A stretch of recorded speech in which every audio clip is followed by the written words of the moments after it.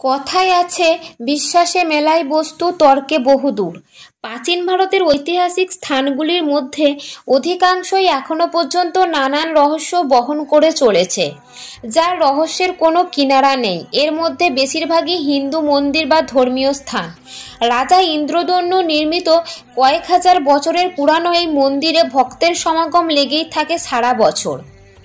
এই সমস্ত ঘটনার কোনো বৈজ্ঞানিক তাৎপর্য নেই। কীভাবেই বা ঘটে চলেছে, কেনই বা ঘটছে, তার কোনো সদুত্তর দিতে পারেননি মন্দিরের নিত্য সেবায়েতরা। কি সেই রহস্য, চলুন জেনে নেওয়া যাক। পতাকার রহস্য। পুরীর জগন্নাথ মন্দিরের আকর্ষণীয় বৈশিষ্ট্যগুলির মধ্যে একটি হলো পতাকা।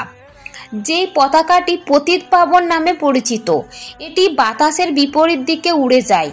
এটি এমন একটি ঘটনা যে শতাব্দীর পর শতাব্দী ধরে বিজ্ঞানীরা এবং ভক্তদের কাছে একই রকমভাবে বিভ্রান্ত করে চলেছে। সুদর্শন চক্রের রহস্য। সুদর্শন চক্র পুরীর জগন্নাথ মন্দিরের সাথে যুক্ত সবচেয়ে গুরুত্বপূর্ণ এবং রহস্যময়ী প্রতীকগুলির মধ্যে একটি। চক্র সম্পর্কে আশ্চর্যজনক তথ্য হলো এই যে এটি মন্দির এলাকার প্রতিটি কোণ থেকে দৃশ্যমান। চক্রের অবস্থানটি একটি রহস্য, যা আপনি চক্রটিকে যেখান থেকে দেখেন না কেন, আপনি সর্বদা অনুভব করতে পারেন যে এটি সর্বদা আপনার দিকেই মুখ করে থাকে। জগন্নাথ মন্দিরের চত্বরে সমুদ্রের কোনো শব্দ নেই। পুরীর জগন্নাথ মন্দিরে অনেকগুলি কৌতূহল এবং রহস্যময় দিকগুলির মধ্যে একটি দাবি হলো যে মন্দিরের প্রাঙ্গণে সমুদ্রের কোনো শব্দ শোনা যায় না।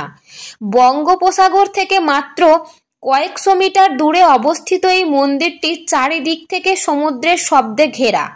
তবুও মন্দিরের ভিতরে একবারও সমুদ্রের শব্দ সম্পূর্ণরূপে অদৃশ্য বলে জানা যায়। মন্দিরে প্রসাদের রহস্য। প্রতিদিন 56 রকমের ভোগ দেওয়া হয় জগন্নাথ দেবকে। 7টি বিশাল মাপের হাঁড়ি পরপর বসানো হয় আগুনের ওপর, আর তাজ্জবভাবে সবচেয়ে ওপরের হাঁড়ির খাবারই আগে তৈরি হয়। কোনোদিনও এক বিন্দু খাবারও পুড়ে যায় না। যতই ভক্ত সমাগম হোক না কেন, মন্দিরে খাবারের অভাব পড়ে না। বহুদিন ধরে রেখে দিলেও নষ্ট হয় না ভোগের প্রসাদ। ভোগ রান্নার সমস্ত আনাজ আসে মন্দিরের নিজস্ব জমিতে চাষ করা ফসলের থেকে।